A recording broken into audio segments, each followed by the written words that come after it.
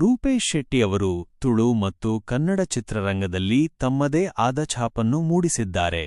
ಅವರು ನಟರಾಗಿ, ನಿರ್ದೇಶಕರಾಗಿ, ಬರಹಗಾರರಾಗಿ, ರೇಡಿಯೋ ಜಾಕಿಯಾಗಿ ಗುರುತಿಸಿಕೊಂಡಿದ್ದಾರೆ. ರೂಪೇಶ್ ಶೆಟ್ಟಿ ಅವರು ನಟಿಸಿರುವ ತುಳು ಮತ್ತು ಕನ್ನಡ ಚಲನಚಿತ್ರಗಳ ಪಟ್ಟಿ ಇಲ್ಲಿದೆ. ತುಳು ಸಿನಿಮಾಗಳು. ರೂಪೇಶ್ ಶೆಟ್ಟಿ ಅವರ ಮುಂಬರುವ ಚಿತ್ರ ಜೈ ಚಿತ್ರವನ್ನು ರೂಪೇಶ್ ಶೆಟ್ಟಿ ಅವರೇ ನಿರ್ದೇಶಿಸುತ್ತಿದ್ದಾರೆ ಮತ್ತು ಅವರೇ ಮುಖ್ಯ ಪಾತ್ರದಲ್ಲಿ ನಟಿಸುತ್ತಿದ್ದಾರೆ. ಈ ಚಿತ್ರದ ವಿಶೇಷವೆಂದರೆ ಬಾಲಿವುಡ್ ನಟ ಸುನಿಲ್ ಶೆಟ್ಟಿ ಅವರು ತುಳು ಚಿತ್ರರಂಗಕ್ಕೆ ಪಾದಾರ್ಪಣೆ ಮಾಡುತ್ತಿದ್ದಾರೆ. ಸರ್ಕಸ್ 2023. ನಟ ಮತ್ತು ನಿರ್ದೇಶಕ ಗಿರ್ಗಿಟ್. 2018.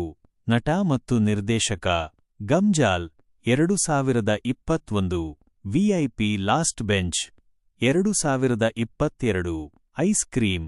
2016. ಅಮ್ಮರ್ ಪೊಲೀಸಾ. 2018. ರಂಗ್ ರಂಗ್ ದ ದಿಬ್ಬಣ.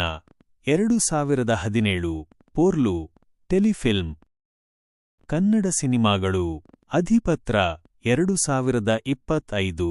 ಮಂಕು ಭಾಯ್ ಫಾಕ್ಸಿರಾಣಿ. 2023. ಗೋವಿಂದ ಗೋವಿಂದ. 2021. ಅನುಷ್ಕಾ.